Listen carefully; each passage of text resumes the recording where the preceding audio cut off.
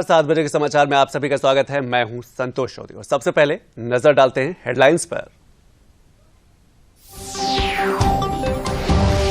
प्रधानमंत्री नरेंद्र मोदी ने राज्यों के मंत्रियों के अखिल भारतीय जल सम्मेलन को किया संबोधित। कहा, जल संरक्षण के लिए टेक्नोलॉजी को देना होगा बढ़ावा।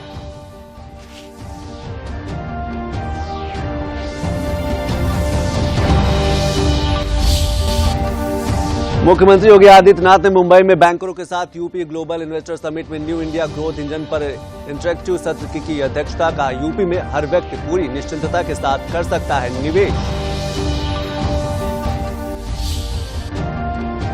प्रदेश के संस्कृति एवं पर्यटन मंत्री जयवीर सिंह ने कहा कि दुनिया के निवेशक प्रदेश में निवेश करने के लिए हो रहे आकर्षित। जापान और दक्षिण कोरिया में 25,000 करोड़ से ज्यादा के एमयू हुए हैं साइन।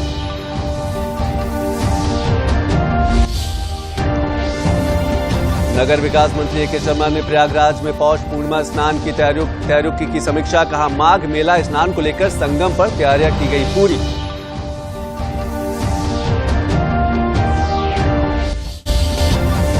प्रदेश में ठंड का प्रकोप जारी। मौसम विभाग ने आने वाले 3-4 दिनों में भीषण सर्दी के साथ अत्यधिक घने कोहरे और शीतलहर का जारी किया रेड अलर्ट।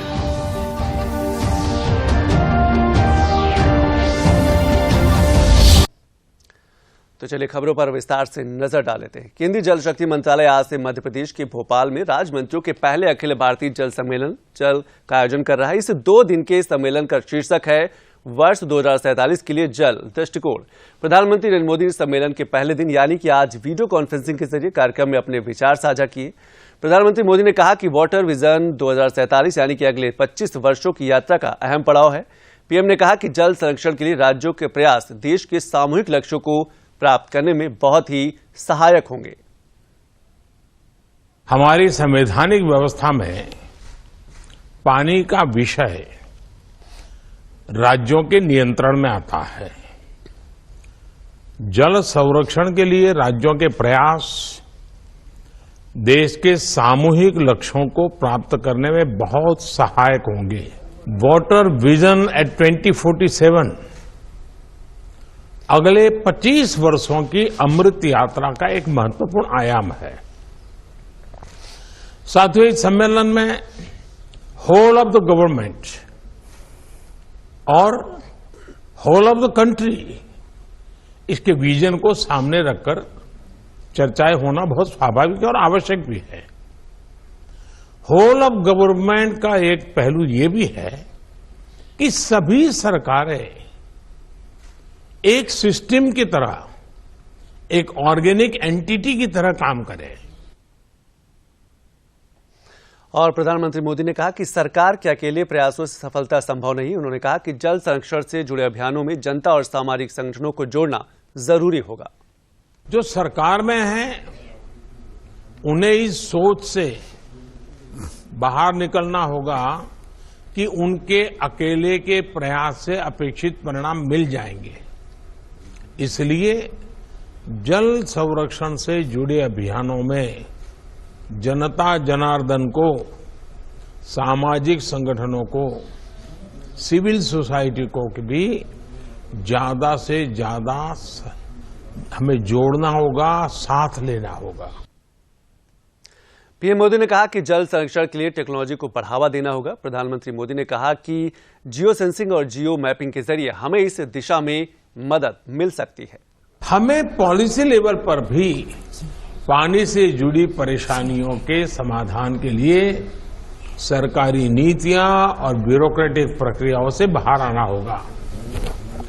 हमें प्रॉब्लम्स को पहचानने और उसके सॉल्यूशन को खोजने के लिए टेक्नोलॉजी को, इंडस्ट्री को और खासकर स्टार्टअप्स को साथ जोड़ना होगा।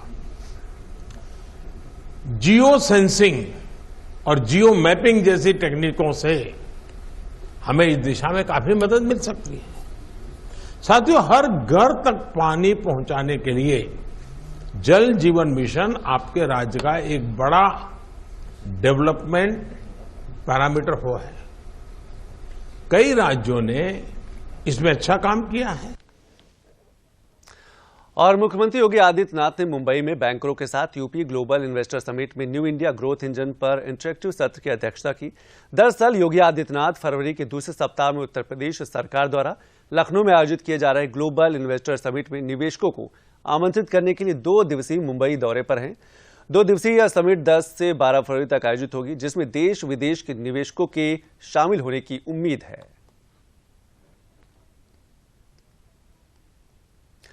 और मुख्यमंत्री योगी आदित्यनाथ से मिलने के बाद विभिन्न बैंकर्स ने यूपी में बदली हुई कानून व्यवस्था की तारीफ की। बैठक के बाद मीडिया से बात करते हुए बैंकरों ने उत्तर प्रदेश में निवेश को लेकर भरोसा व्यक्त किया है। A banker and a part of the financial system, we feel very, very enthused with the stability, the law and order situation, the trust and confidence which the state of Uttar Pradesh is building. And it is giving us confidence with progressive policies for economic development, particularly with more than 90 lakh MSMEs, infrastructure, sector development, startup eco-culture, that Uttar Pradesh is on the way to be a major contributor for India's growth under the leadership of the Prime Minister Narendra Modi ji. The state government is leveraging all the potential channels of its GSDP, which means that they are giving necessary impetus for growth of agriculture and also creating enabling environment for industry to grow, and also inviting the fresh investment through the startup mechanism as well. These are all the levers which will eventually achieve the kind of growth which the state is expecting. Chief Minister had told us that MSMEs are the bedrock of the UP's industrialization. SIDBI has been working very closely with the UP government and with the UP state. SIDBI's headquarters, by the way, happens to be in Lucknow itself. For many years we've been working, but the last 12 months we've seen a tremendous surge in interest from the UP government to take forward MSME programs, from credit guarantee scheme to the loans to the micro and small industries. We are already fully working with the UP government in many different ways.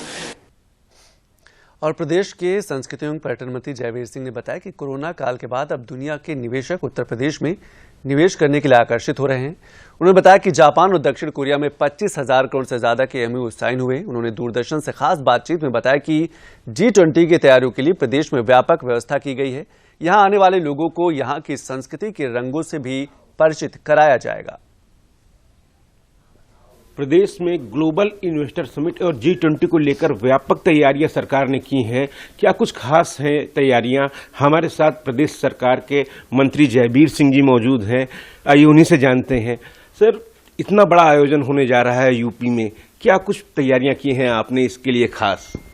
देखिए, पहले तो हम लोग आभारी हैं, पूरा देश आभारी आदरणीय मोदी जी का, जिनकी मेहनत, योगदान और ग्लोबल लीडर बनने के फलस्वरूप पूरे विश्व भर के देशों के लोगों का आकर्षण हिंदुस्तान के प्रति निवेश करने के लिए हुआ है। 2017 में जब आदरणीय योगी जी के नेतृत्व में उत्तर प्रदेश सरकार बनी तो उसका निश्चित रूप से वातावरण बदला, लोगों का उत्तर प्रदेश के प्रति आकर्षण बढ़ा। आप विदेश यात्रा पे गए थे, आपने इनविटेशन वहां दिया, विदेश में रोड शो किया, जापान खासतौर से बहुत ही महत्वपूर्ण राष्ट्र है, और कोरिया गए, क्या कुछ फीडबैक रहा वहां का? वहीं के फीडबैक वहां ये रहा कि जापान और कोरिया, जिनकी बड़ी बड़ी ज्यादातर कंपनियों का निवेश चाइना में था, आज वो चाइना से हटने का मन बना रहे हैं। अब उनको उन्हीं की ये फीडबैक में बता रहा था कि उनकी फीडबैक है कि वो हिंदुस्तान आना चाहते हो, हिंदुस्तान में भी उत्तर प्रदेश की ओर उनकी चाहत है कि हिंदुस्तान में जाएं, तो पहली पसंद उनकी उत्तर प्रदेश है।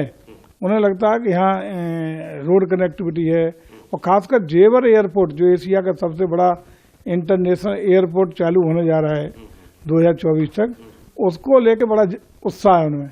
और प्रदेश में जो लैंड बैंक हम लोगों ने किया है, प्रदेश की जो औद्योगिक नीति बनी है नई, उसके लिए बहुत आकर्षक है। और उसी का परिणाम था कि दक्षिण कोरिया और जापान दोनों ने लगभग 25,500 करोड़ के MOU तात्कालिक रूप से हमारे साथ हस्ताक्षरित किए, और हमें लगता है कि 50,000 के लगभग और MOU जब तक 10 से 12 फरवरी का ग्लोबल इन्वेस्टर समिट का समय आएगा तब तक और हो जाएंगे हमारे साथ। ये थे प्रदेश सरकार के वरिष्ठ मंत्री जयवीर सिंह जी, जो बता रहे थे कि प्रदेश इन ऐतिहासिक आयोजनों का गवाह बनेगा और यहाँ पर कोई कमी नहीं रहेगी। जो भी विदेशी मेहमान आएंगे यहाँ से एक सुनहरी यादें लेकर जाएंगे। कैमरामैन दिनेश सिंह के साथ विकास सिंह, डीडी न्यूज, लखनऊ। और पूर्व राज्यपाल और पूर्व मुख्यमंत्री कल्याण सिंह की जयंती पर आज प्रदेश के उप मुख्यमंत्री केशव प्रसाद मौर्य ने लखनऊ में उन्हें श्रद्धांजलि अर्पित की।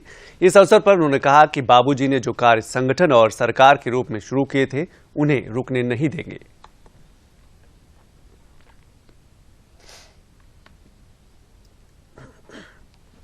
देखिए, बाबूजी श्री कल्याण सिंह जी की आज जयंती है और हम सब बाबूजी के अनुयायी हैं, बाबूजी के बताए हुए रास्ते पर चलने वाले हैं और जयंती पर उनका स्मरण करते हुए उन्हें नमन करते हैं, उन्हें अपनी श्रद्धांजलि अर्पित करते हैं और यह संकल्प दोहराते हैं कि बाबूजी ने जो कार्य संगठन का नेतृत्व करते हुए, सरकार का नेतृत्व करते हुए उन्होंने शुरू किया था, उसे रुकने नहीं देंगे, उसे मुकाम तक पहुंचाएंगे और इस विषय को लेकर के लगातार हम सबका प्रयास जारी है।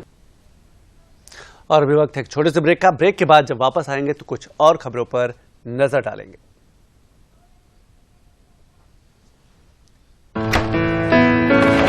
पापा, ये सब? हाँ, जो चीजें सालों से बेवजह पड़ी हो उन्हें हटा देना चाहिए। ये भी दादाजी की पुरानी पासबुक और एफडी। अरे ये कैसे रह गया? पैसे गए? नहीं, उपाय है। बैंक खाते को संचालित करते रहना चाहिए, वरना खाता इनऑपरेटिव हो जाता है। ऐसे में बैंक से संपर्क करें, खाता सक्रिय करवाएं और आपकी रकम जो है उसे ब्याज समेत क्लेम करें। दादू, ये आरबीआई कहता है जानकार बनिए, सतर्क रहिए। सही कह रहा है। और ब्रेक के बाद आप सभी का स्वागत है। प्रदेश के नगर विकास मंत्री ए.के. शर्मा ने प्रयागराज में 6 जनवरी को होने वाले पौष पूर्णिमा स्नान की तैयारियों की समीक्षा की। उन्होंने संगम पहुंचकर मेले की तैयारियों का जायजा लिया। इस मौके पर नगर विकास मंत्री ए.के. शर्मा ने कहा कि आज रात्रि से पहले स्नान पर्व का स्नान शुरू हो जाएगा और 50,000 से ज्यादा कल्पवासी मेले में आ चुके हैं।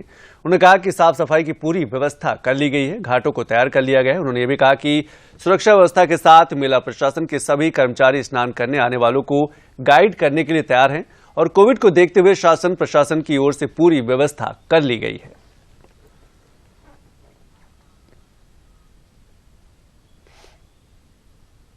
आप इस समय तीर्थराज प्रयाग के संगम क्षेत्र में आप खड़े हैं, मैं खड़ा हूं। माघ मेला शुरू हो गया है, लोग यहाँ आ चुके हैं। कल्पवासी 50,000 की संख्या में मुझे बताया गया है कि कल्पवासी लोग यहाँ कल्पवास कर रहे हैं। आज मध्य रात्रि से प्रमुख स्नान जो होता है पहला, वो शुरू हो जाएगा। उसके बाद मकर संक्रांति का स्नान, ये पूर्णिमा का और अमावस्या, मौनी अमावस्या का स्नान खुद हो सकती है, वो की गई है। और रामनगरी अयोध्या पहुंचे परिवहन मंत्री दयाशंकर सिंह ने माघ मेले की व्यवस्था की जानकारी दी। उन्होंने कहा कि माघ मेले के लिए प्रदेश भर में 2,800 बसें लगाई गई हैं। साथ ही सभी क्षेत्रीय प्रबंधकों को निर्देश दिए गए हैं कि अतिरिक्त बसों की व्यवस्था रखें। दयाशंकर सिंह ने कहा कि प्रदेश की सभी डिपो पर अतिरिक्त बसों की व्यवस्था रखी गई है। डिमांड होने पर तुरंत बसें लगाई जाएंगी। परिवहन मंत्री ने कहा कि श्रद्धालुओं के आवागमन में कोई दिक्कत न हो, इसके लिए परिवहन विभाग ने पूरी तैयारी कर ली है। माघ मेला कल 6 जनवरी से शुरू हो रहा है। सभी अपने क्षेत्रीय प्रबंधकों को हम लोगों ने निर्देशित किया है कि इस तरह से लोगों की और जो डिमांड होगी और जो और पैसेंजर बढ़ेंगे, उसी हिसाब से हम लोग हर अपने क्षेत्र डिपो पर माघ मेले के लिए अतिरिक्त बसें रखे हैं और वहां पर लगाई जाती रहेंगी। किसी भी यात्री को आवागमन की असुविधा न हो, तो इसके लिए हम लोग पहले से। और 6 जनवरी से 18 फरवरी तक प्रयागराज में होने वाला माघ मेले के लिए रायबरेली जिले से श्रद्धालुओं के लिए परिवहन विभाग ने 30 स्पेशल बसों की व्यवस्था की है, जिनके माध्यम से जिले के श्रद्धालु माघ में होने वाले स्नान बिना किसी परेशानी के कर सकेंगे।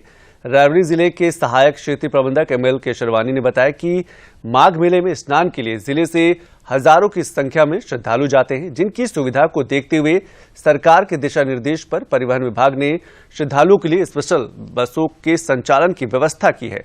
कल के स्नान के लिए 30 स्पेशल बसों का संचालन रायबरेली डिपो से किया जा रहा है। वहीं श्रद्धालुओं ने बताया कि सरकार के कदम सराहनीय है, इससे उन्हें समय के साथ साथ पैसे की भी बचत होती है। लखनऊ के आदेशों के अंतर्गत जो हमें कल प्राप्त हुआ है, उसके द्वारा रायबरेली डिपो की 75 बसें माघ मेला प्रयागराज 2023 के लिए लगाई गई हैं। ये 75 बसें मूलतः मौनी अमावस्या और बसंत पंचमी के लिए लगाई गई हैं, जो कि 20 जनवरी से लेकर 27 जनवरी के मध्य पड़ेगा, और लखनऊ क्षेत्र की 300 बसें इस एक सप्ताह के अंतर्गत लगाई गई हैं। इसके अतिरिक्त सामान्य दिनों के लिए जो माघ मेला 6 जनवरी जो को पूर्णिमा को होता है और 5 फरवरी को समाप्त होगा अगले पूर्णिमा को, उसके लिए 100 बसों का आवंटन किया गया है।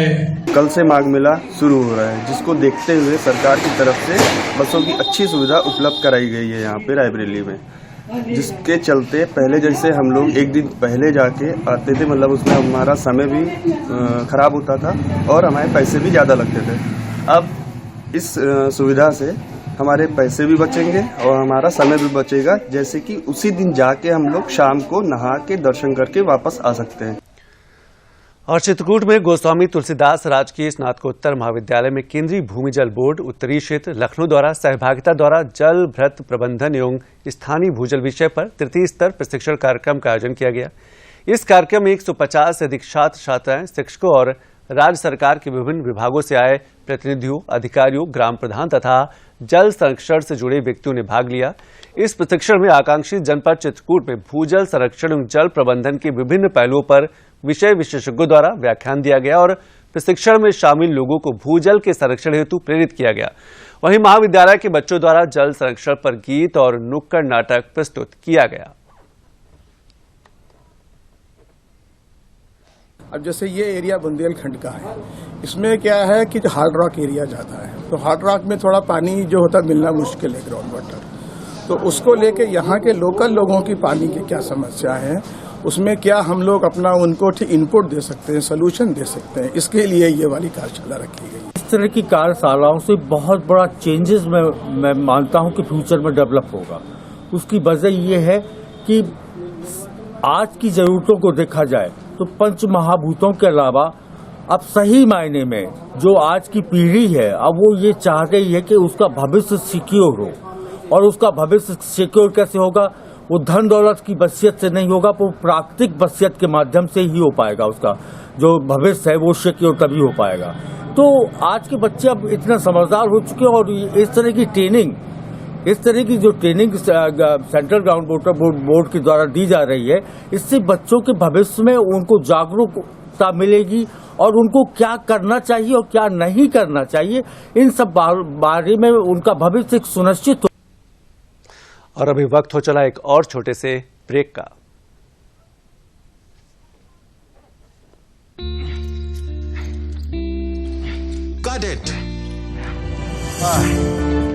सोचिए, अगर असल जिंदगी में ऐसी हालत हो तो कितनी मुश्किलें होती हैं, लेकिन शुक्र है बैंकिंग के लिए नहीं। अगर आपकी उम्र 70 साल से अधिक हो या आप दिव्यांग हो, तो बैंक आपको कुछ जरूरी बैंकिंग सुविधाएं घर बैठे बैठे दे सकता है। आरबीआई कहता है, जानकार बनिए, सतर्क रहिए।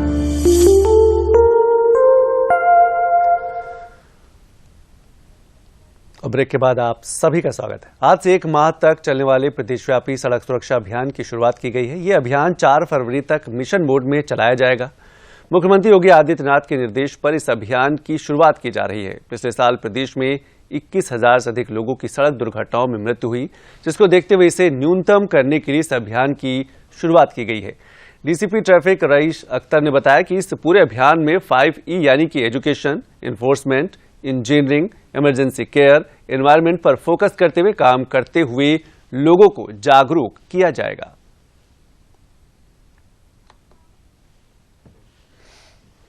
5 जनवरी से 4 फरवरी के बीच में जो विशेष यातायात माह सेलिब्रेट किया जा रहा है, उसका जो मेन फोकस है वो अवेयरनेस पे है कि लोगों को ट्रैफिक रूल्स के प्रति अवेयर किया जा सके। इसके अलावा इन्फोर्समेंट का भी काम इसमें हम लोग करेंगे ताकि लोगों को ट्रैफिक रूल्स के बारे में जानकारी मिल सके और एक ट्रैफिक सेंस लोगों में विकसित हो सके, ताकि महानगरों में जो ट्रैफिक की समस्याएं बढ़ती जा रही हैं उससे हमें निजात मिल सके। और इसीलिए मुख्यमंत्री जी के विशेष आह्वान पर ये मंथ हम लोग सेलिब्रेट। और प्रधानमंत्री नरेंद्र मोदी का सपना है कि देश 2025 तक टीबी मुक्त हो। इस सपने को बरेली में टीबी चैंपियन पूरा कर रहे हैं। पहले खुद टीबी की बीमारी को हराया और अब दूसरों को टीबी से मुक्ति दिला रहे हैं। बरेली के फरीदपुर में रहने वाले सुधीर टीबी के प्रति लोगों को जागरूक कर रहे हैं। वहीं मरीजों के पंजीकरण से लेकर उनके इलाज तक खुद ही मॉनिटरिंग करते हैं। ऐसे लोगों को बरेली के स्वास्थ्य विभाग की तरफ से टीबी चैंपियन का दर्जा दिया गया है।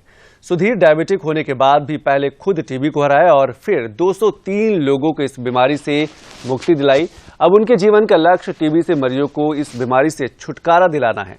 जिला क्षय रोग अधिकारी डॉक्टर ए.के. मिश्र ने बताया कि जिले में 15 टीबी चैंपियन को चुना गया है, जो टीबी की बीमारी से जीतकर दूसरों के लिए प्रेरणा स्रोत बन रहे हैं। जो हमारे टीबी चैंपियन हैं, ये पहले टीबी के पेशेंट रह चुके हैं और उन्होंने पूरी दवा खाई है।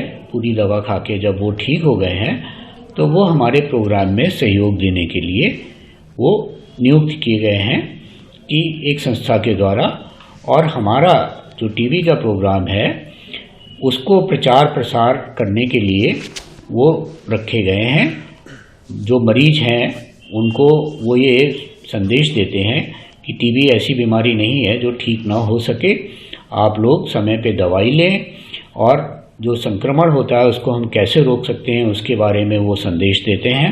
यहाँ पे मुझे वर्ल्ड विजन इंडिया की तरफ से, रीच की तरफ से मुझे यूनाइटेड एक्ट में काम करने का मौका मिला और दूसरे पेशेंट को जो टीबी के मरीज हैं उनको मतलब इस बारे में समझाने का, उनका ट्रीटमेंट पूरा कराने का। जो मुझे परेशानियाँ हुई थी मैं उनको बताता हूँ कि मुझे भी टीबी हुआ था और अब मैं बिल्कुल ठीक हूँ। तो उनको लगता है कि इनके जब इन्हें ठीक हो गए हैं तो मुझे भी मतलब मैं भी ठीक हो सकता हूँ। और गोंडा के जिला अस्पताल में स्थित प्रधानमंत्री जन औषधि केंद्र पर लोगों को दवा के मूल्यों से राहत मिल रही है। जन औषधि केंद्र पर बाजार में दवाओं के मूल्य की अपेक्षा आधे से कम मूल्य पर दवा उपलब्ध हो जाती है। हालांकि पहले इस औषधि केंद्र पर लोगों की जानकारी न होने के कारण भीड़ नहीं होती थी, लेकिन अब दवाओं के मूल्यों की जानकारी होने पर काफी भीड़ होने लगी है। लोगों का कहना है कि बाजार में जिन दवाओं का मूल्य 100 रुपए होता है वह यहाँ 35 से 40 रुपए में प्राप्त हो जाती हैं।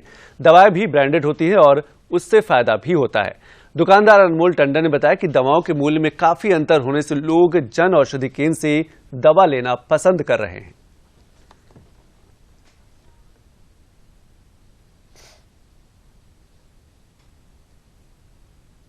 पेशेंट यहाँ से दवा लेकर के जाते हैं डॉक्टर के पास, तो वहाँ पे डॉक्टर साहब शायद नहीं मिलते हैं। डॉक्टर साहब तो नहीं कहते हैं ज्यादातर, अब उनके यहाँ अटेंडेंट वगैरह जो भी होते हैं उनके, वो लोग मोस्टली यही कह देते हैं कि दवा बाहर से लेकर के आइए, ये दवा काम नहीं करेगी। और जबकि ये यहाँ की सारी दवाएं NABL टेस्टेड होती हैं, भारत सरकार की लैब द्वारा प्रमाणित दवाएं होती हैं, तब ये मार्केट में बिकने आती हैं। बाहर से लेने से यहाँ पर हमको 2 गुना सस्ता मिल जाता है और दवा भी पेटेंट रहता है।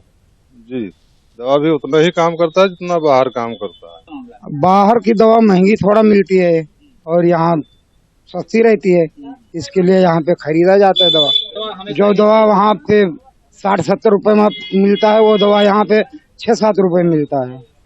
इतना अंतर है। इसके लिए तो कम से कम 7-8 महीना से दवा मेरा यहाँ से चला, यहाँ का डॉक्टर बदली हो गया, नहीं मिलते है तो खाली वही जो दवा लिखे हैं वही दवा मैं यहाँ से लेके जाता हूँ।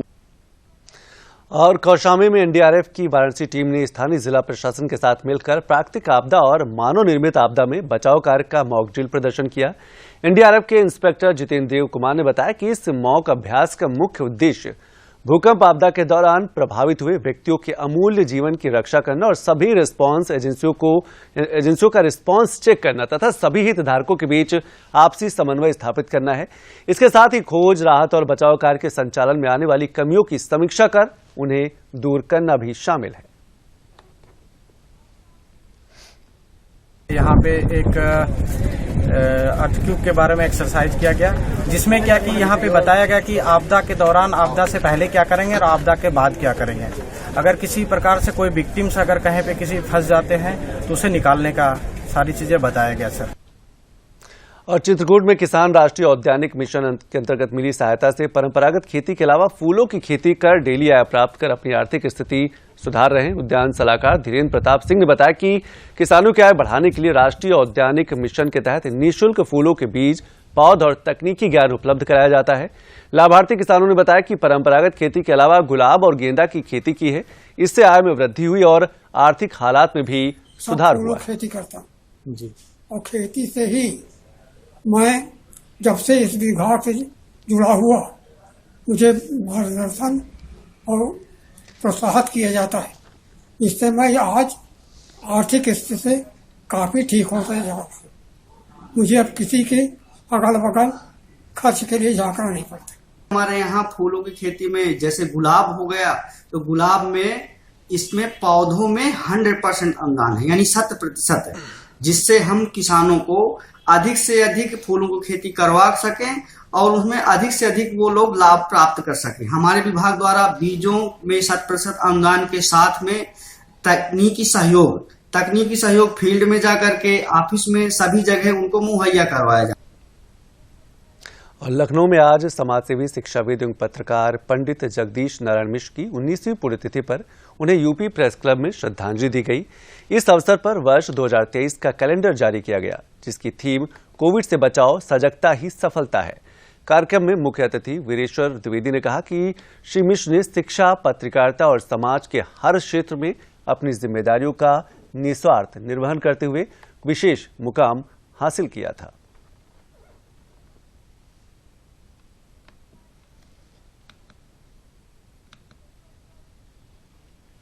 और अंत में मुख्य समाचारों पर एक बार फिर से नजर डाल लेते हैं। प्रधानमंत्री नरेंद्र मोदी ने राज्यों के मंत्रियों के अखिल भारतीय जल सम्मेलन को किया संबोधित, कहा जल संरक्षण के लिए टेक्नोलॉजी को देना होगा बढ़ावा।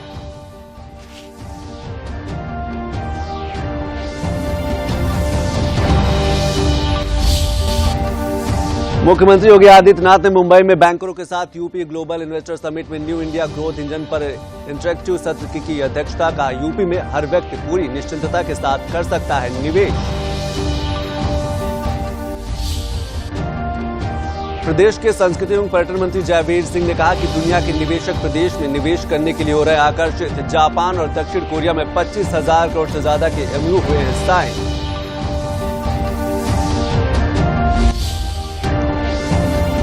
नगर विकास मंत्री ए.के. शर्मा ने प्रयागराज में पौष पूर्णिमा स्नान की तैयारियों की समीक्षा। कहा माघ मेला स्नान को लेकर संगम पर तैयारियां की गई पूरी।